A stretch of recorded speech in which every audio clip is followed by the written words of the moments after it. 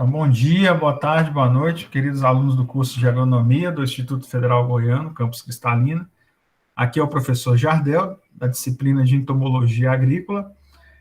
Hoje a gente vai tratar sobre o assunto de toxicologia dos inseticidas. É um assunto bastante abrangente, que envolve aí, o controle químico, principalmente, que é um dos pilares do manejo integrado de pragas. Vai ser o primeiro pilar que a gente vai estar estudando. Os pilares, vocês lembram que envolve ali os tipos de controle de insetos pragas, de forma que não atinja o nível de dano econômico. Então, nós temos ali, além do controle químico, controle cultural, controle comportamental, controle genético, mas nessa aula de hoje nós vamos estar abordando o controle químico, que dentro dos pilares é um dos mais utilizados, né, que é o controle químico, e também um dos mais importantes aí para manter essas populações de insetos pragas abaixo do nível de dano econômico. Durante a aula de hoje, que é a toxicologia parte 1, nós vamos abordar os conceitos, né, relacionados a esses termos com inseticidas, os parâmetros toxicológicos, como que é determinado, né, esses parâmetros, por que o inseticida ele tarja vermelha, tarja amarela, quais são os testes utilizados para a gente poder liberar um inseticida para uso a campo, as formulações, quais os tipos de formulações que nós temos, pó, concentrado emulsionável, por aí vai, a classificação dos inseticidas e as características desses produtos. Ou seja, então, bastante abrangente a aula de hoje, são 80 slides, é mais ou menos 1h30 de aula. É um assunto muito importante, né, para que a gente possa debater como futuros engenheiros agrônomos essa parte de controle químico. Tenho certeza que isso vai envolver várias conversas de vocês, como profissionais no futuro. Além dos inseticidas, né, essa aula também ela é importante para a questão dos fungicidas e também dos herbicidas. Então, espero que vocês aproveitem a aula, anotem os conceitos mais importantes para vocês utilizarem lá numa entrevista, na vida profissional de vocês, e quando forem abordados sobre o tema, possam aí entregar respostas que sejam plausíveis, tá? Vamos começar com uma introdução. Eu trouxe esse slide aqui, tá? Uma reportagem com a fonte do Ministério da Agricultura e também do Greenpeace, de 24/5/2019.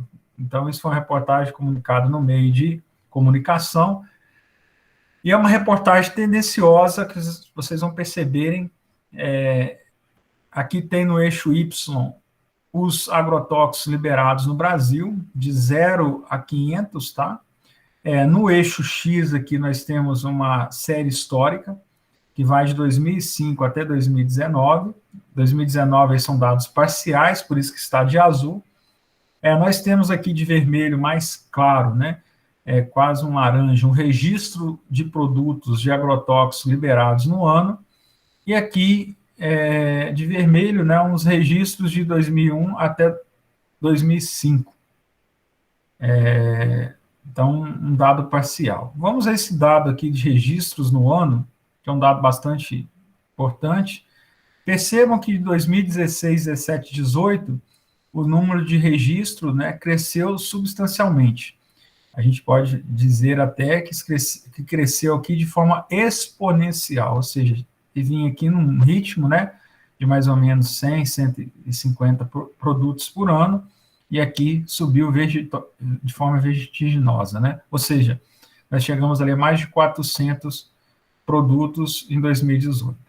Aí, continuando, a reportagem fala, né, dos 169 produtos registrados em 2019, 48% são alta ou extremamente tóxicos, ou seja, dentro da classificação são os mais tóxicos, sendo que 25% não são permitidos na Europa.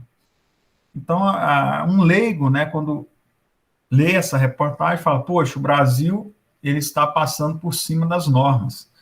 O Brasil ele não está respeitando as normas de lançamento de produtos químicos. Os nossos aplicadores a campo, os nossos funcionários, né, os nossos subordinados nas empresas, eles estão morrendo.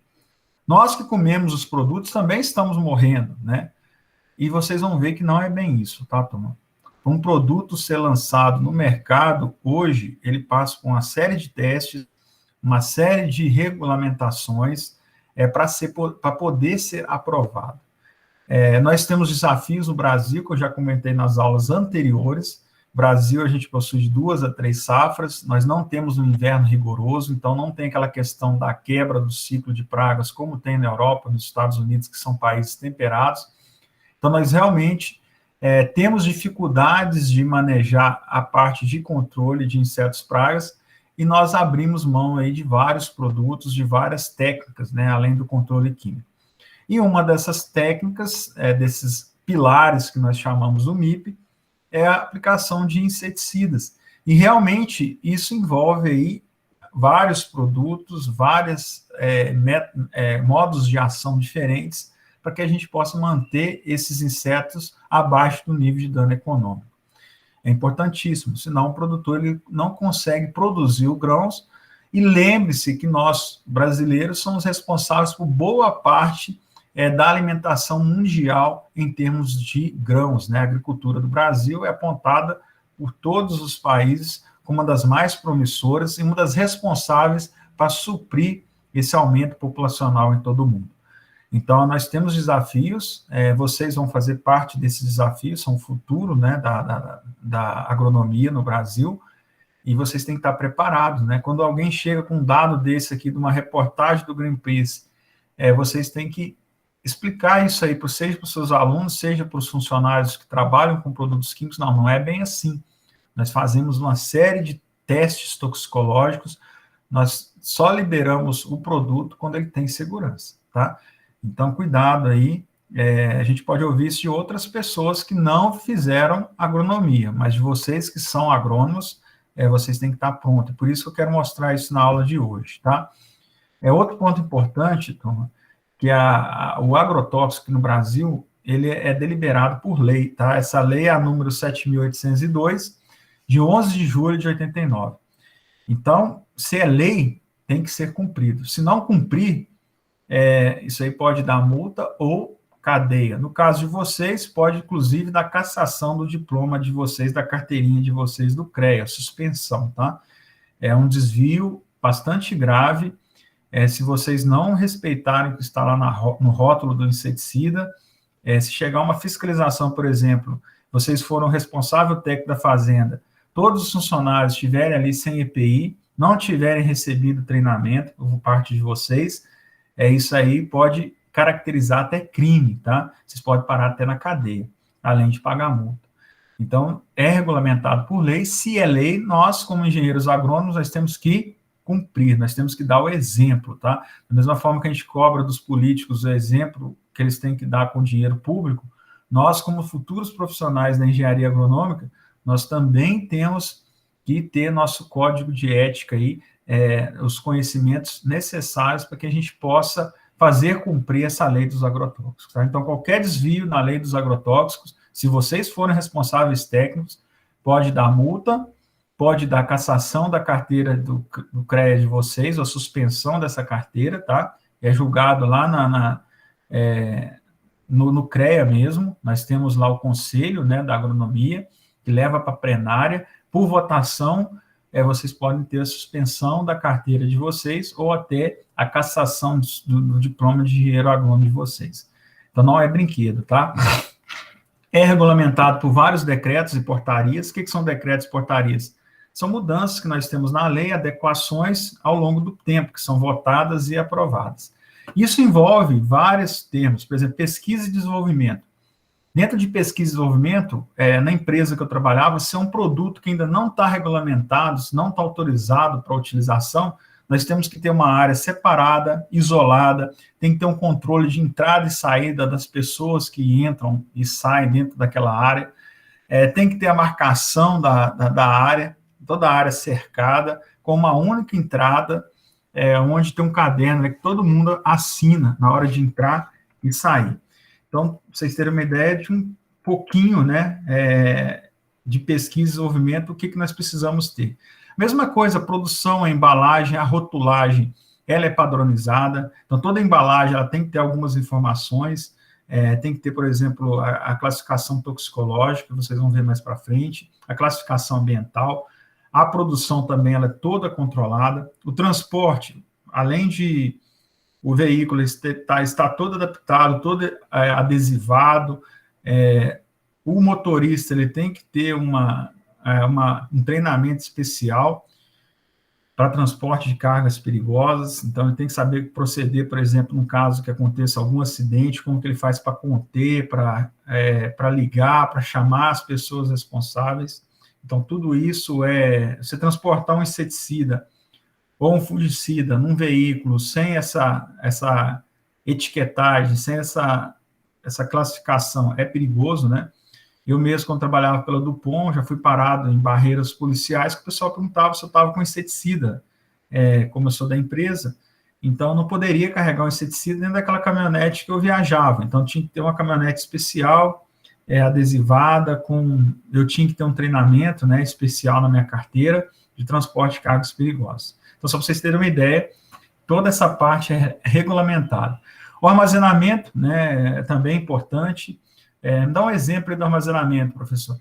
O armazenamento, a gente tem que ter lá, por exemplo, um poço de contenção. Então, dentro do armazém, nós temos que ter uma telinha de ferro, que lá embaixo tem um poço. Por exemplo, se algum inseticida derrama, ele vai cair, vai escorrer para essa telinha, que é um ralo, na verdade. Nesse ralo, ele vai cair dentro de um poço que a gente chama de poço de contenção.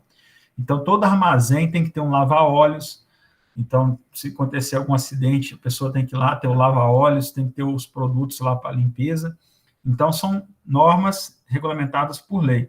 A propaganda, a utilização, né, o uso dos EPIs que eu falei para vocês. A importação tem que ter autorização especial do MAPA, que é o Ministério da Agricultura, Pecuária e Abastecimento. Esse produto ele tem que ter autorização para poder ser importado. A mesma coisa, exportação. Os resíduos, né? Vocês já ouviram falar da tríplice lavagem, eu vou explicar para vocês um pouquinho. Então, você não pode descartar as embalagens de qualquer forma, de inseticidas. O registro, ele é bastante criterioso, são vários testes, várias formas para você poder regulamentar o uso desse produto a campo. A classificação toxicológica, também ela tem portarias e decretos para classificação. Controle, tem a parte de inspeção e fiscalização, também é regulamentada por lei. Os defensivos agrícolas, componentes e afins também são regulamentados por lei. Tá? Algumas dessas leis nós vamos falar durante as aulas, não vai dar para falar todas, mas vocês vão ter uma noção que para todos esses passos nós temos aí leis que balizam e dão segurança aí, tanto ao engenheiro agrônomo, quanto ao produtor, quanto aos funcionários e também nós clientes desses produtos, né? São produtos tóxicos que tem que ter o controle aí bastante importante. Haja vista que 80% dos inseticidas agem no sistema nervoso dos insetos, na parte de neurônios ou nas fendas sinápticas, que são bastante tóxicos ao homem por possuírem também esses neurônios e essas fendas sinápticas. Então, a gente tem que tomar bastante cuidado. E nós, como engenheiros agrônomos, não podemos esquecer nunca que nós somos os responsáveis técnicos, né? Qualquer problema que aconteça ali na fazenda não é culpa do fazendeiro nem do aplicador, geralmente do responsável técnico. A culpa só vai ser do fazendeiro quando o responsável técnico dá o treinamento, dá uma carta falando dos EPIs que precisam e o fazendeiro não compra. Né? Se ele não compra, nós como engenheiro agrônomo, se o senhor não comprar esses EPIs, eu não vou trabalhar para o senhor mais, porque eu não posso assinar aqui na sua fazenda se você não está comprando os EPIs. Depois chega uma fiscalização aqui, e eu como responsável técnico, a culpa é minha. Então, às vezes, chega a esse ponto, né? A gente perdeu o emprego, porque o fazendeiro ali, mas é melhor perder o emprego do que perder o diploma, né? Então, isso é importante. Professor, quais são os órgãos fiscalizadores que chegam lá na fazenda ou que registram esses produtos, que criam essas normativas? Então, basicamente, são 3, tá? A Anvisa, que é a Agência Nacional de Vigilância Sanitária, aquela mesma que parou o jogo do Brasil, tá?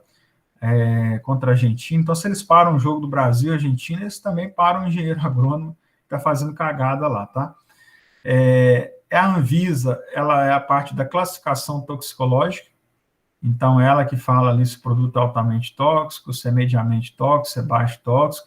A monografia técnica, como que eu designo um produto desse? É inseticida, é defensivo químico, é agrotóxico. Então, ela também faz essa parte da...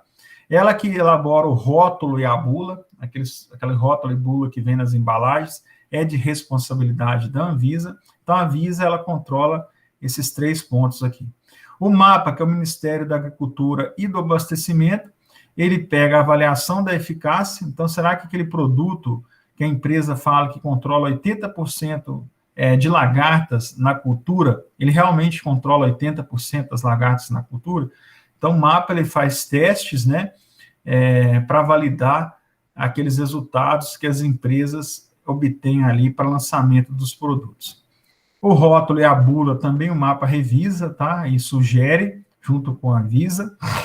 E o IBAMA, que é um órgão ambiental, que faz toda a questão da avaliação ambiental, toda a fiscalização a campo, junto ali com outros órgãos, né, como a Agrodefesa aqui no Goiás, que sempre está observando ali, por exemplo, se tem restos de embalagem que não fizeram tríplice lavagem, se tem peixes morrendo em lagos ou rios, se foi a aplicação errada de agrotóxicos.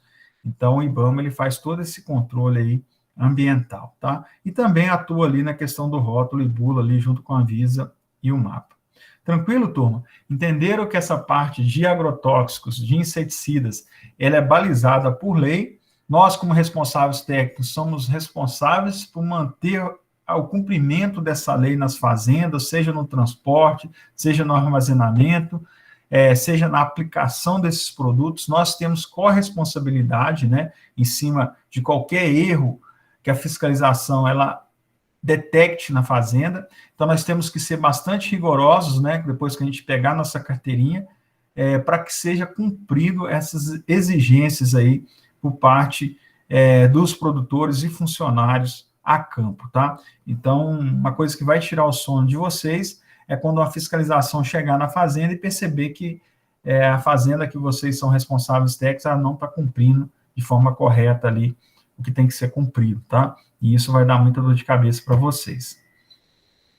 Bom, visto isso, né, é interessante a gente abordar aqui o mercado de pesticidas no Brasil, um dado antigo, tá, de 2004, vocês viram que os números aumentaram muito, mas é um dado que eu achei aqui na literatura, tá, que fala aqui, por exemplo, que os inseticidas, eles correspondem a 16% de tudo que é agrotóxico comercializado. Então, os principais produtos químicos comercializados envolvem os herbicidas, que controlam ali as plantas daninhas, os inseticidas, que controlam os insetos pragas, os fungicidas, que são para doenças, né, acaricidas, que são para ácaro, e outros, né, produtos ali, por exemplo, que controlam ali diferentes insetos pragas. Às vezes, esses outros, turma, basicamente podem ser ali, por exemplo, foliares, né, que são usados ali também como controle de pragas e doenças, que também são registrados ali como produtos tóxicos. Dentro desses grupos, né, nós colocamos em vermelho aqui os inseticidas, que são que nós vamos ver aí dentro da disciplina de manejo integrado de pragas na entomologia agrícola, tá? Então, nós vamos trabalhar aqui basicamente com inseticidas. Os fungicidas vocês vão ver na fitopatologia e os herbicidas lá nas plantas daninhas com o professor Cássio, tá ok? E esse grupo de inseticidas, eles são importantes, são mais de 33 mil toneladas, milhões de toneladas comercializadas no Brasil, né? 33 mil toneladas, desculpa, mais de 1,38 milhões de dólares, ou basicamente 7 milhões de reais lá em 2004. Esses números aumentaram bastante, mas é importante vocês entenderem que dentro da disciplina entomologia agrícola, nós vamos trabalhar ali com inseticidas, e que pesticidas envolve, além dos inseticidas, os herbicidas, os fungicidas, acaricidas e outros, tá? Então, isso é importante. Outro dado importante aqui que eu chamo a corresponsabilidade de vocês é em relação a essa figura aqui. Então, essa figura, ela mostra para nós amostras de alimentos com resíduos de agrotóxicos. Percebam que esses agrotóxicos, eles variam muito o resíduo varia muito de tipo de alimento, tá? Para vocês terem uma ideia, a batata, se você coletar amostras de batata, a batata inglesa, tá? Nossa batata comum aí, a batatinha chips, 0% das amostras coletadas pela Anvisa tinha resíduos de agrotóxicos. Por quê? A batata, como todos sabem, ela é rica em amido, ela é um tubérculo que fica dentro do solo, então as moléculas de inseticidas, mesmo que sejam aqueles inseticidas que se locomovem pelo floema, desculpa, eles não conseguem atingir a batata, tá? Porque eles têm que passar por essa camada de amido, o amido absorve ali o inseticida e neutraliza ali o inseticida. Então, para vocês terem uma ideia, a batata é super segura em relação à questão de resíduos de agrotóxicos. Já o pimentão, né, que é uma hortaliça, 92% das amostras coletadas pela Anvisa tinha registros, né, de resíduos de agrotóxicos no pimentão. Então, percebam que o pimentão ele é um produto que nós temos que tomar bastante cuidado com a origem desse produto, com a limpeza desse produto também. É um produto ali com alto resíduo de agrotóxico vindo do campo. E aí tem uma escala, né? O morango também tem muito resíduo, né, de agrotóxico. O pepino, 57% das amostras, o alface, 54%, a cenoura, 49%, o abacaxi, 33%, e por aí vai, tá? Então, percebam que a tendência aqui é alguns produtos eles terem bastante resíduos de agrotóxicos, tá ok? Mas uma coisa é ter o resíduo de agrotóxico, outra coisa é esse resíduo de agrotóxico ele está abaixo, né, do estabelecido ali pela vigilância sanitária. Mesma coisa acontece com a água, né? Toda a água ela tem coliformes fecais, então ela tem resíduo de fezes. Só que na análise tem um limite tolerável. Aquele limite tolerável, se fosse zero, seria muito difícil para as empresas, né, como a Saniago, conseguir manter ali zero. Praticamente impossível. É claro que a gente pega a água da rua, filtra essa água, né, passa por filtros que traz ali para próximo de zero ou zero praticamente. Mas a água tratada ela tem um limite ali de resíduos. Os alimentos também têm um limite, tá, de agrotóxico. Aí na hora que a gente ferve, que a gente lava esses agrotóxicos, ele fica no limite tão baixo que ele não é tóxico para o homem, tá?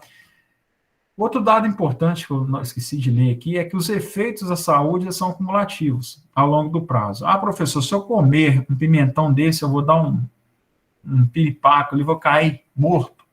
Não, geralmente esses efeitos, seja de uma aplicação sem EPI, seja de uma alimentação sem lavar os produtos, sem cozinhar esses produtos, eles vão acumulando no nosso organismo, né, ao longo dos anos, e geralmente ali aqueles resíduos de agrotóxicos, à medida que vão acumulando, pode dar um start ali para que as nossas células possam começar a multiplicar de forma desorganizada e causar ali um câncer, por exemplo, tá?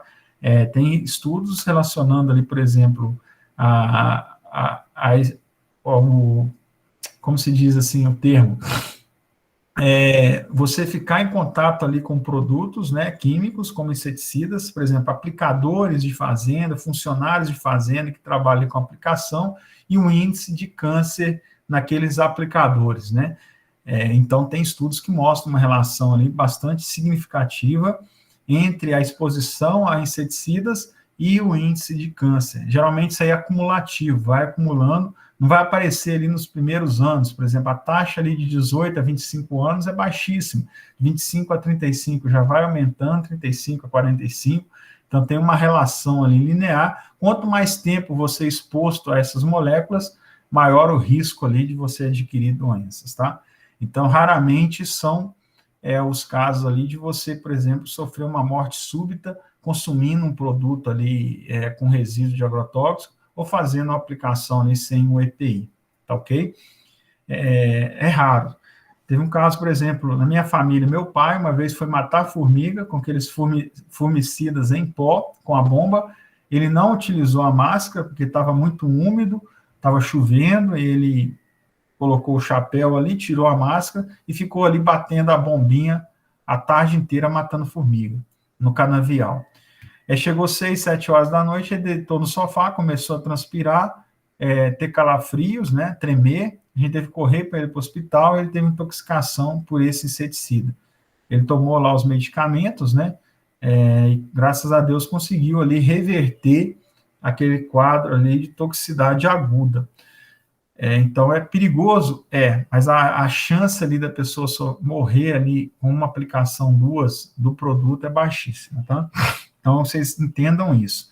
Os efeitos à saúde desses produtos, eles são acumulativos e a longo prazo, tá? E os problemas, basicamente, são no sistema nervoso, câncer, alterações fetais, isso é importante, né? Lá nos Estados Unidos, tem alguns dados que mostram alterações fetais em grávidas, né, com utilização de alimentos ali com alto resíduo de agrotóxico. Então, nos Estados Unidos tem uma procura muito grande por parte de pessoas, de mães grávidas, né, para produtos orgânicos. Então, tem alguns estudos ali em umas revistas bastante expressivas nos Estados Unidos que mostraram essa relação aí, e isso deu muito alarme lá nos Estados Unidos, tá? E é importante também que para proteger o nosso organismo, né, deve-se higienizar bem os alimentos, seja através ali do cozimento, da lavagem. Então, é muito comum, às vezes, a gente pegar uma uva, né, dentro de uma bandejinha, passar na roupa aqui, mais ou menos, e comer. Ou, às vezes, tem alguns que lá no supermercado, lá no verdurão, vai comprar a uva, antes de comprar a uva, vai lá, tira umas 2, né, da bandeja, e experimenta para ver se está doce. É muito engraçado, né? Você vê a pessoa passar aqui na camisa e comer, né? Às vezes ali, turma, além dessa questão do inseticida, pode ter bactérias, pode ter outros fungos, né, que podem dar infecções alimentares gravíssimas, que podem levar até a óbito, tá? É bastante comum, não pelo inseticida, mas por algumas bactérias, fungos de solo, coliformes fecais, inclusive, as pessoas ali que não higienizam os alimentos, terem ali infecções intestinais bastante importantes e poder levar até a óbito, ok?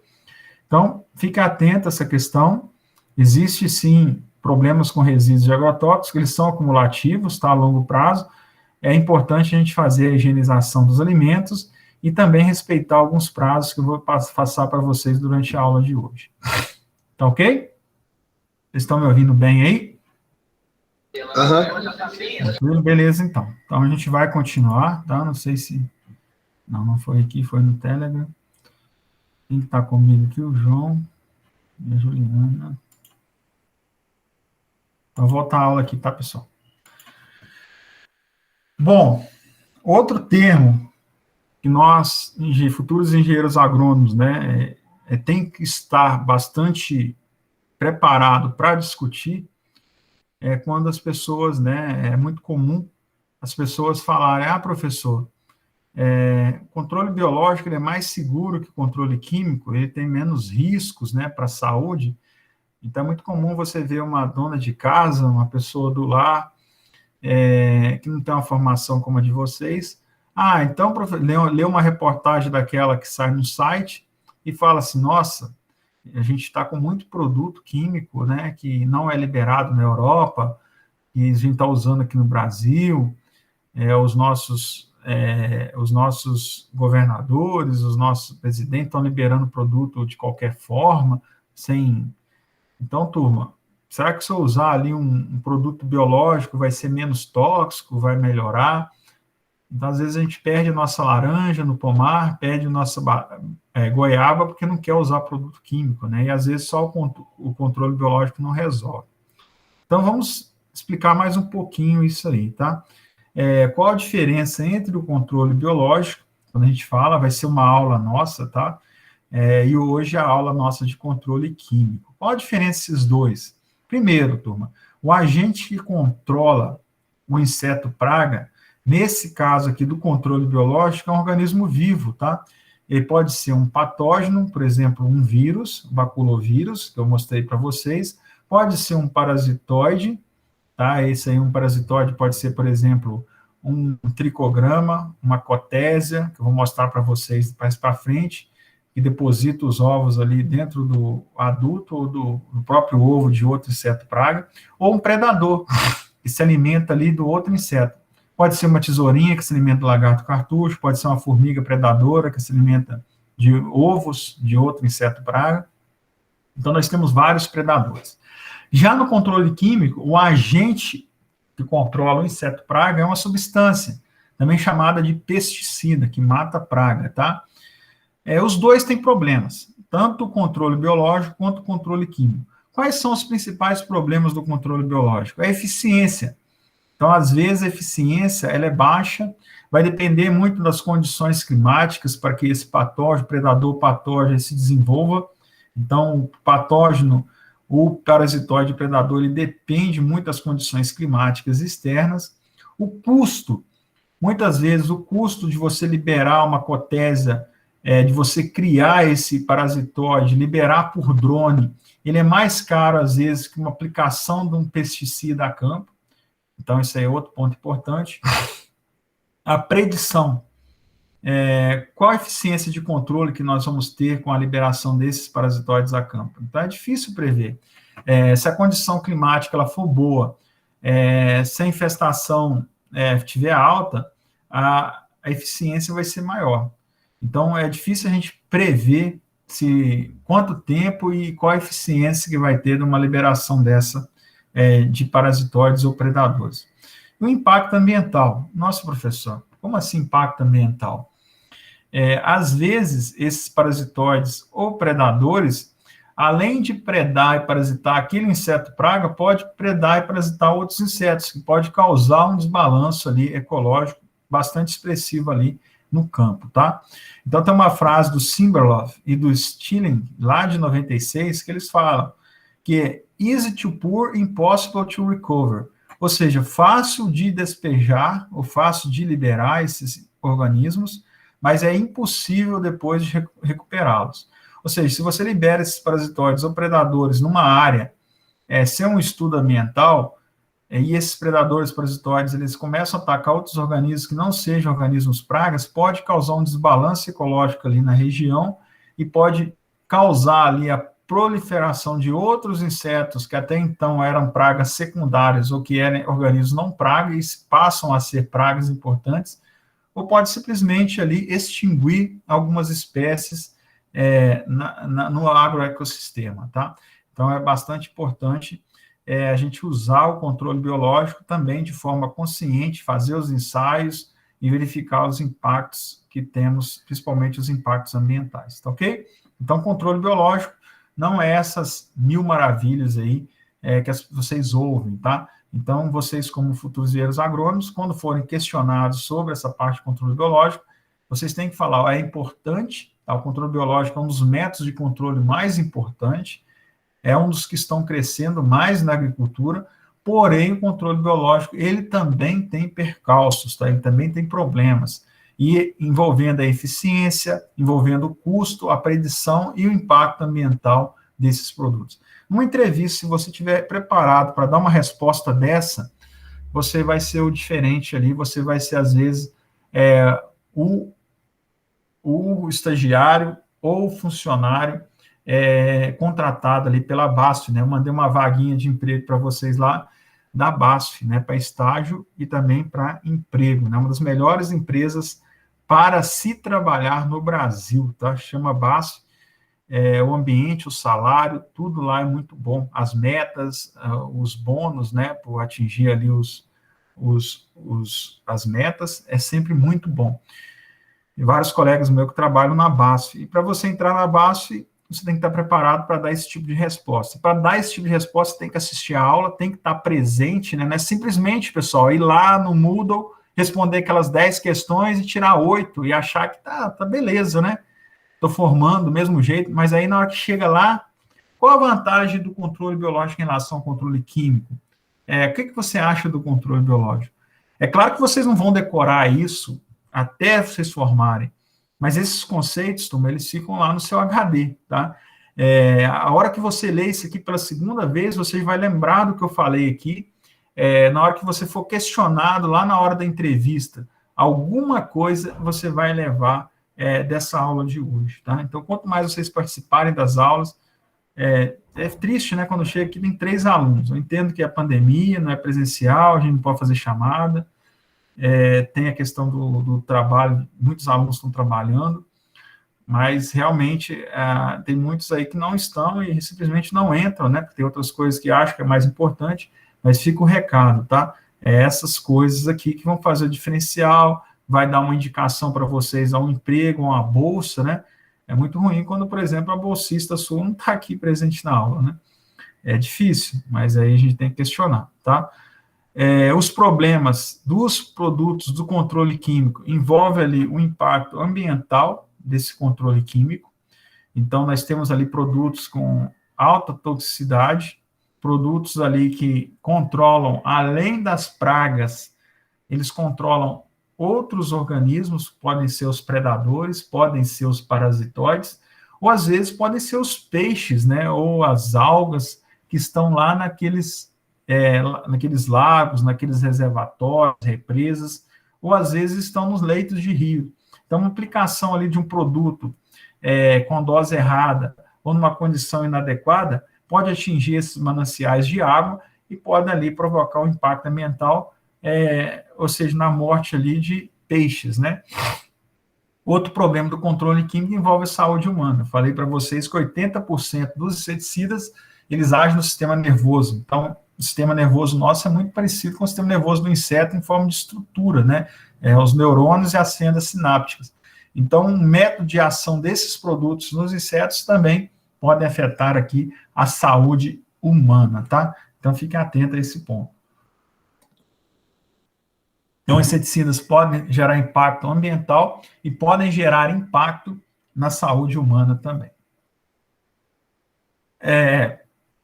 Entrando na parte de conceitos, né, espero que vocês tenham percebido essa importância, né, dos agrotóxicos no Brasil, o número alto de registros de novas moléculas, a questão ambiental, de segurança, a questão da legislação, que a gente observou lá, que tem regras que balizam desde a pesquisa, desenvolvimento, até transporte, utilização desses produtos a campo.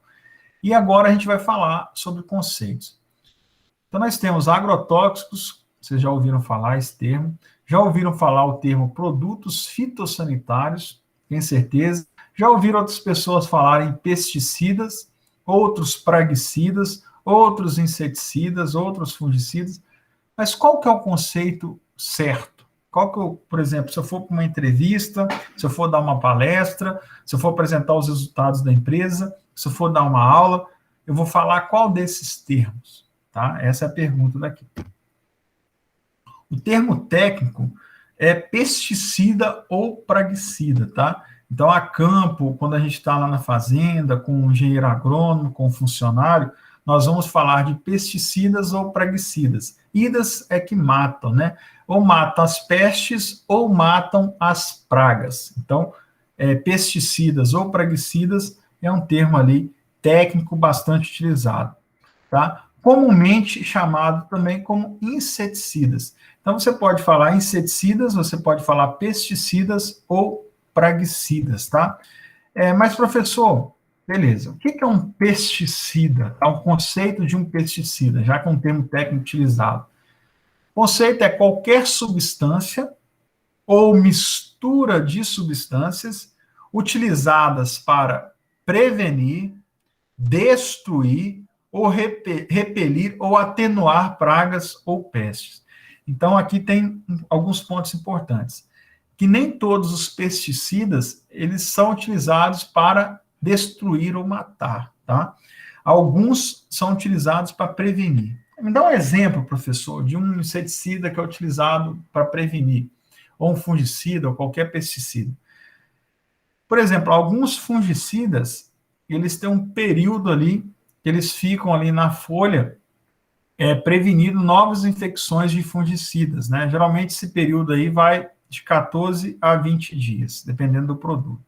Então, qualquer fungo, esporo de fungo que caia na folha ali, comece a germinar, ele vai entrar em contato com esse produto químico e vai morrer, tá? Então, ele previne ali o ataque de doenças. Da mesma forma, poderia ser um inseto, né, que eclode ali do ovo, e quando ele entra, começa a alimentar da folha, tem resíduo ali de agrotóxico que previne ali novas infecções ali por lagartas, tá? Esse é o conceito de prevenir.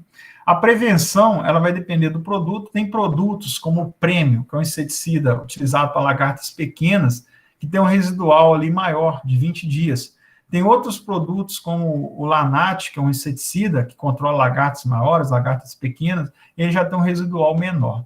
Então, depende ali do mecanismo de ação, depende ali da formulação daquele inseticida. E também depende das condições climáticas. Se eu aplico um produto hoje e fica ali 14 dias sem chover, ou eu não irrigo a lavoura ali, a tendência é ter um residual maior. Por exemplo, se eu aplico e amanhã dá uma chuva ali de 50 milímetros, a tendência ali é o residual reduzir, tá? Então, é bastante importante a gente ter essa noção também. Muito desses inseticidas, eles não matam inseto, eles simplesmente repelem. Eu falei lá no caso do alho, né, que para ácaro, é um inseticida à base de alho, que é bastante utilizado ali para repelir ácaros, né? É uma forma de... O inseto ali, pelo olfato, ele percebe ali a molécula tóxica e simplesmente não ataca ali aquela lavoura, tá? Ou atenuar, isso é importante também. Nenhum inseticida, ele destrói 100% da praga. Eu falei ali que os melhores inseticidas, eles controlam ali em torno de 80%, 90% dos insetos pragas que estão na lavoura. Alguns vão atenuar ali esse problema com pragas ou pestes, tá? Então, pesticida é isso, qualquer substância ou mistura de substância utilizada para prevenir, destruir, repelir ou atenuar pragas ou pestes aí na lavoura, tá? Os inseticidas, eles são pesticidas utilizados para controlar os insetos pragas. Aqui sim, tá, turma? Qual a diferença de pesticida para inseticida? Pesticida pode ser um inseticida, pode ser um fungicida, pode ser um acaricida, tá? Mas o inseticida não. O inseticida, ele é o pesticida para controlar insetos pragas, tá? Então, que fique bem claro isso. E a aula de hoje, professor? Quando eu falo de toxicologia, tá? Então, toxicologia é uma ciência em que se estuda os efeitos adversos de compostos químicos em organismos vivos, tá? Então, seja eles os insetos, sejam eles os seres humanos, seja eles ali o meio ambiente, os organismos não alvo, tá? Então, toxicologia, ele estuda esses efeitos aí sobre todos esses organismos, tá? E a toxicologia de pesticidas é um ramo da toxicologia que estuda efeitos de pesticidas, praguicidas em organismos vivos, tá ok? Beleza, então continuando, um conceito bastante importante dentro da toxicologia é esse aí. A gente chama de toxicidade. O que é toxicidade? Refere-se à capacidade inata de um composto ser venenoso sob condições experimentais. Quando eu falo capacidade inata, é a capacidade ali que ele tem de causar ali morte ou irritação ou repelência em condições experimentais. O que são condições experimentais? São condições controladas, seja de temperatura, seja de quantidade de inseticida, seja de quantidade de folhas. Isso são condições experimentais. E é importantíssimo que dentro da condição experimental tenha repetição, tá? Só é experimento quando nós temos repetição, que é você fazer pelo menos 3 ou 4 vezes ali o mesmo tratamento, tá ok? Então, essas são condições experimentais. Ela é estimada por uma relação entre dose e resposta. Quais são as doses e resposta? Aqui eu tenho um gráfico que mostra, por exemplo, uma relação entre dose, então a dose aqui ela varia de 0 do produto até X tantos lá. Então tem 1, 2, 3, 4, 5, 6, 7, 8 doses diferentes aqui do produto. E a resposta aqui é a mortalidade, tá? Isso pode ser a mortalidade de uma lagarta, pode ser a mortalidade de um trips, de um pulgão. Então a mortalidade aqui ela está na escala de 0 a 1, que varia de 0 a 100%, tá? Então, aqui, quando chega nessa dose aqui, 100% dos organismos, eles morrem, por exemplo, tá ok? Então, essa aqui são dois produtos diferentes, e aqui nós temos a mortalidade. E aí vem um conceito importante, tá? Que é o DL50, que eu vou explicar para vocês no próximo slide. Então, ele é estimado por relação à dose, então você vai aumentando a dose do produto e vai analisando ali, no caso aqui, a resposta é a mortalidade. Poderia ser, por exemplo, a repelência aqui dos insetos, né? É um teste ali de comportamento. E um conceito bastante importante é que a dose que determina o veneno, tá ok? Tem substâncias que em baixas doses elas são benéficas e em altas doses elas são maléficas. Dá um exemplo para nós aí, professor, de um inseticida que em baixa dose ele pode ser benéfico, em alta dose ele é maléfico. Por exemplo, todo mundo que tem problema de depressão toma alguns medicamentos que atuam ali nas fendas sinápticas, né? Nós temos ali neurotransmissores, e esses neurotransmissores, eles fazem ali a ligação de um neurônio em outro. Quando a gente tem baixos neurotransmissores, por exemplo, a acetilcolina, ela está com baixo nível no nosso organismo, no nosso cérebro, a gente toma medicamentos para aumentar essa quantidade de neurotransmissores para o fluxo nosso impulsos nervosos serem transmitidos de forma mais eficiente e a gente ficar mais alegre, mais motivado, mais excitado. Então, muito desses produtos aí, desses medicamentos, são doses, né, de produtos que são utilizados ali nos neurotransmissores. Por outro lado, alguns venenos, né, são também inseticidas que atuam nesses neurotransmissores como a acetilcolina, seja bloqueando a transferência do fluxo nervoso, seja transmitindo de forma muito rápida, causando uma excitação muito grande, que leva ali a tremores e depois ataques cardíacos, até morte ali, desses insetos, tá? Então, quando a gente fala que a diferença entre o remédio e o veneno é a dose, esse é um exemplo, tá? Nós temos doses baixas de neurotransmissores que são medicamentos, e se a gente tomar ali o dobro, o triplo da dose desses medicamentos, são perigosíssimos, né? Que pode levar a gente à morte. Tem muita gente que suicida tomando esses remédios aí, toma 10, 15, 20 comprimidos desses, e aí dá um ataque cardíaco, né? E acaba morrendo ali por excesso desse. O excesso desses medicamentos é como se fosse um efeito do inseticida, tá? A gente tomar um inseticida desse e também se suicidar, ou um inseticida desse aplicado no inseto. Então, por isso que tem essa frase. A diferença entre a dose, a diferença entre o remédio e o veneno está na dose, ok? Bom, professor, temos aquele gráfico ali, falando sobre o aumento lá da toxicidade, né, da dose do produto e a mortalidade. Aí só falou aqui explicar o que era aquela dose letal 50, DL50, que é um dos conceitos mais importantes dentro da toxicologia. Se eu não me engano, tem um exercício de vocês lá, daquelas 10 questões, que fala sobre DL50, tá? O que é essa DL50? Uma forma de expressar o grau de toxicidade aguda de um produto. O que é a toxicidade aguda? Aquela que leva à morte, tá? Ela indica a quantidade de ingrediente ativo de uma substância tóxica, como agrotóxicos, necessário para matar 50% de animais testados. Professor, então vou aumentando a dose do inseticida e vou avaliando a morte dos organismos? Exatamente, tá, Tom? Então, para a gente liberar qualquer produto químico, a gente tem que ter essa DL50 determinada, tá? É claro que as formas de testar, elas estão mudando. Antigamente, nós testávamos em mamíferos, como rato, coelho, até cachorro, tá? Por que mamíferos? Que são igual o homem, né? O ser humano, que também mama, né?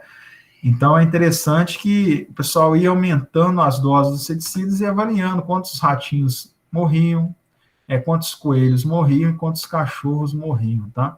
Inclusive, teve empresas nos Estados Unidos que descobriram lá há pouco tempo que estavam testando ainda produtos químicos em cachorros, tá? E a empresa foi multada lá em milhões e milhões de dólares por usar cachorros ainda para testes químicos, tá ok? A justificativa sempre é a mesma, né? Antes, é melhor testar no animal do que testar na gente. Mas hoje criaram-se outras metodologias, como análise de micro-organismos, análise de quantidade de produtos em sangue, etc., que a gente consegue estudar isso de forma mais segura, tá? E essa toxicidade, ela é sempre expressa em miligramas por quilo de peso do corpo do animal intoxicado. Então, eles pegam ali, por exemplo, quanto que pesa uma cobaia dessa, o quanto de miligramas do produto que a gente está aplicando por quilo de cobaia. Então, quanto menor o organismo, a tendência é ter uma menor toxicidade. Me explica isso melhor, professor. Por exemplo, a quantidade de ingrediente ativo para matar um inseto com um organismo vivo bem pequeno é bem menor do que a quantidade necessária para matar, por exemplo, um ser humano. Então, um animal pesa 80, 90, 100 quilos, né? Então, é claro que a dose necessária para matar um inseto é muito menor que a dose necessária para matar um ser humano. A mesma coisa, a dose necessária para matar um camundongo, ele é bem menor do que a dose para matar, por exemplo, um cachorro, tá? Mas assim que era conduzido esses testes em camundongos, coelhos, cachorros e mamíferos, tá ok?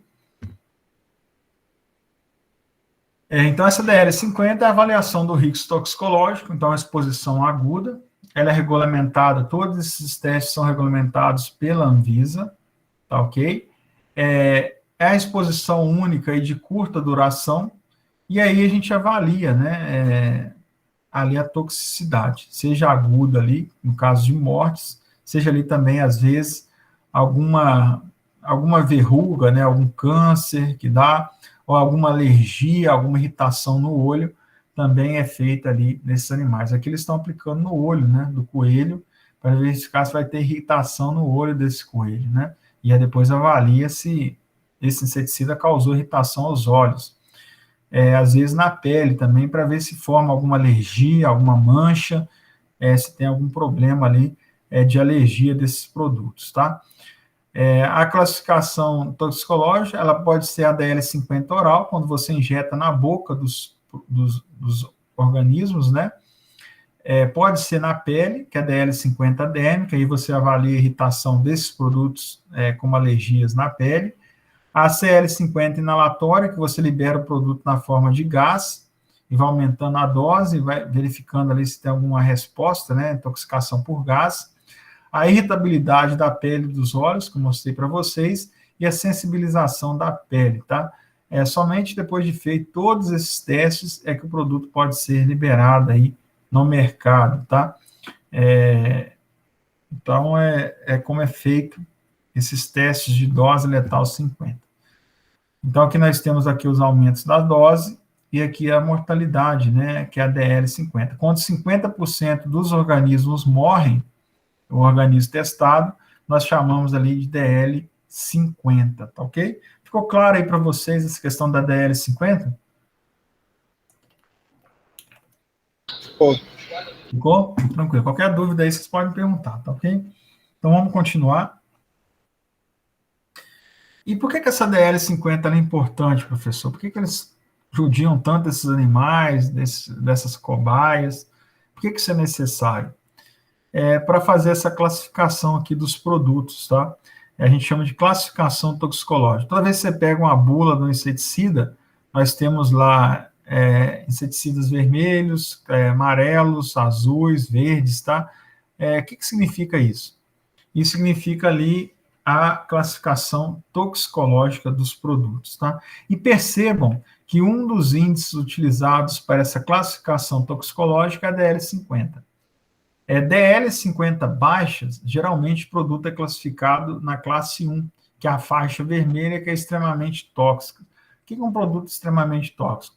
É um produto aquele que a gente utiliza, aumenta um pouquinho lá no eixo X a dose do ingrediente ativo, e ele já causa ali morte, já causa irritação, já causa problemas no olho, tá?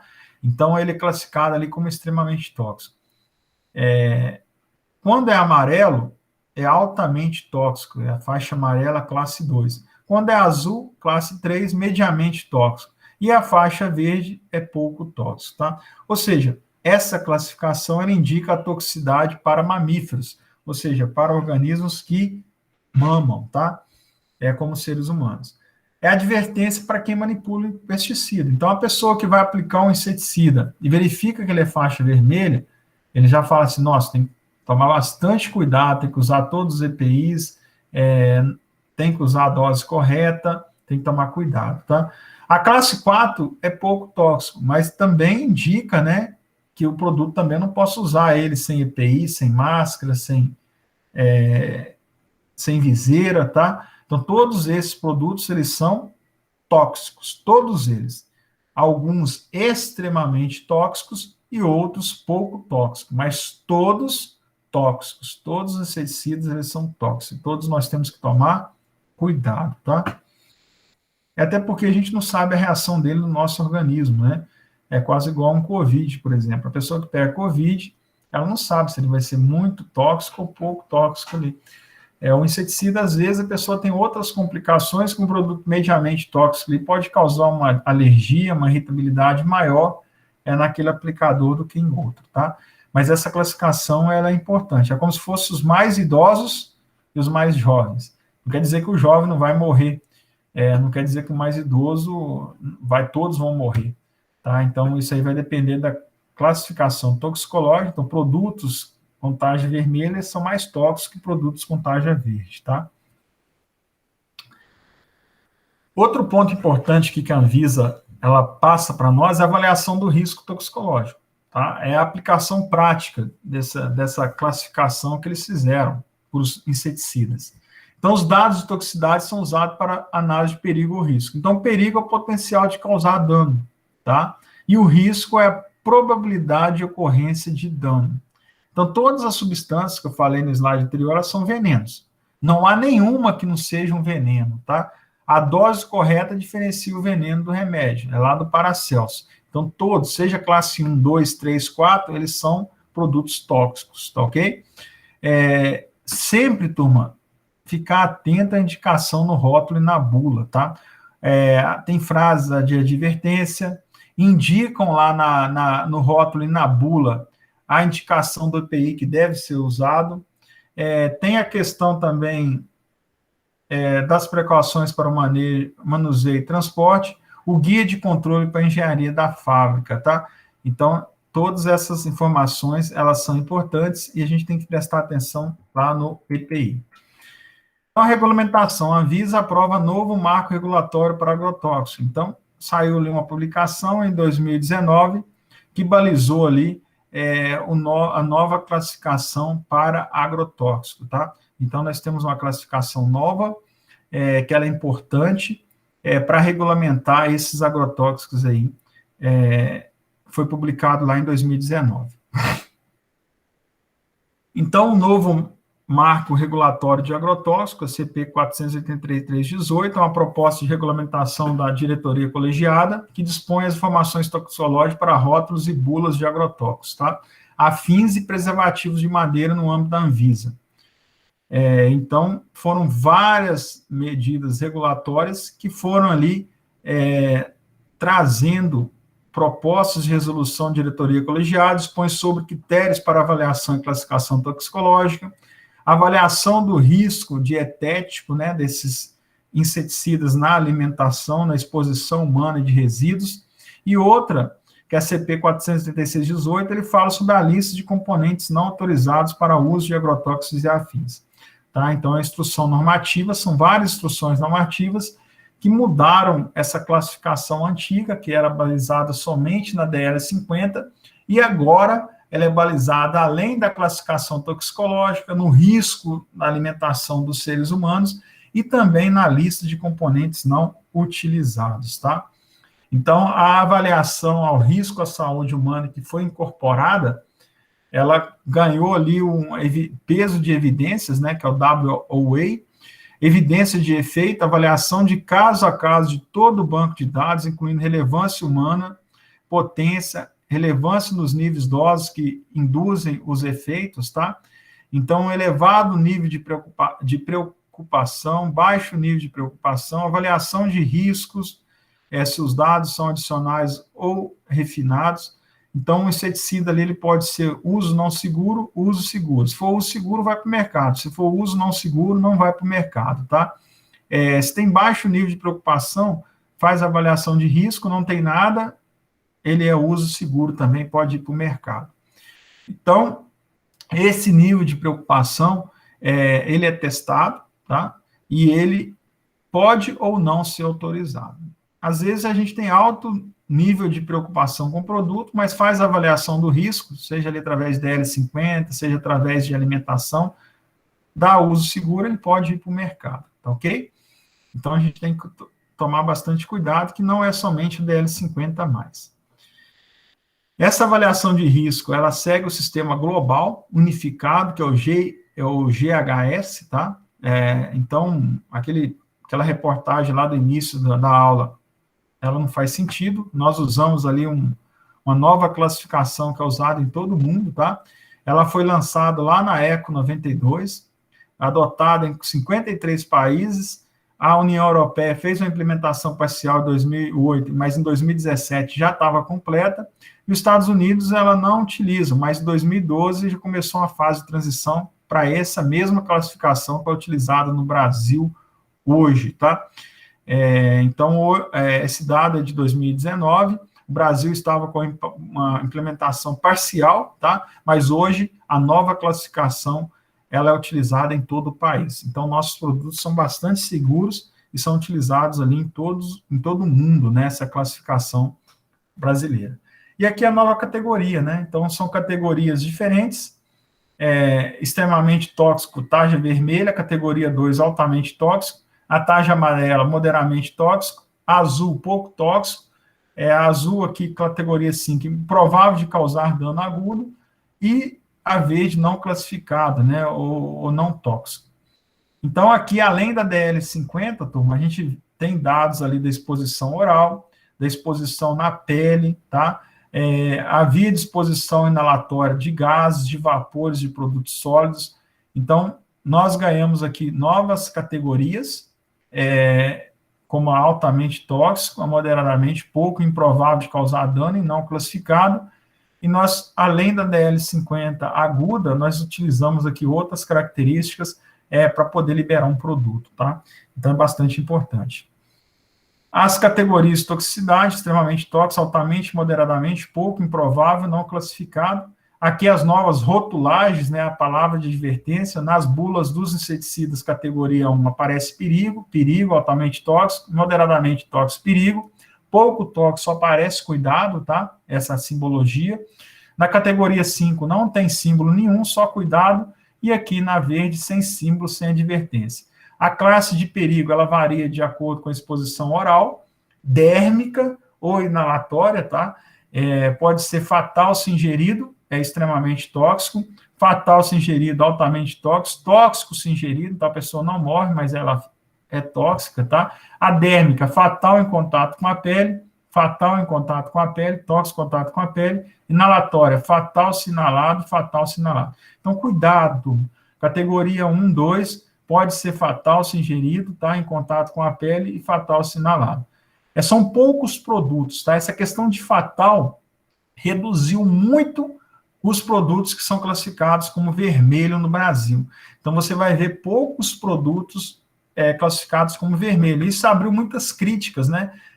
Porque a visão que o produtor tinha é que o vermelho era o mais tóxico. Como não tem vermelho hoje, eles acham que os outros são todos poucos tóxicos, tá? Mas toma cuidado com os amarelos. Tóxico ingerido, tóxico em contato com a pele, tóxico inalado, tá? Toma bastante cuidado ali hoje com produtos ali, categoria 3, moderadamente tóxico, tá? Então, fiquem bastante atentos. Então, a nova classificação, ela atende o padrão internacional, ela foi proposta lá na ECO 92, tá? Pelo GHS, e a mudança permite ainda que o Brasil possa utilizar dados de registro de países que possuem a mesma regra. Isso facilita muito a avaliação de risco, né? Antes não tinha isso, a gente tinha que testar aqui no Brasil, às vezes os mesmos testes que tinham feito na Europa, nos Estados Unidos, hoje não. Então, a liberação de produtos novos, elas estão sendo de forma mais rápida, porque nós estamos utilizando uma categoria de classificação global, tá? Seja ali pelos Estados Unidos, seja pela União Europeia. Então, um novo rótulo, né, com as informações, se fatal, se ingerido, tóxico em contato com a pele, nocivo, sinalado. Então, tem todas essas informações nos novos rótulos de produtos químicos que estão no Brasil hoje, tá?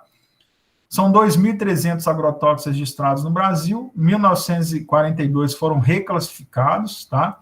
A quantidade de produtos por categoria, na categoria 1, só 43, na 2, 79, na 3, 136, na 4, 599, na 5, 899, tá?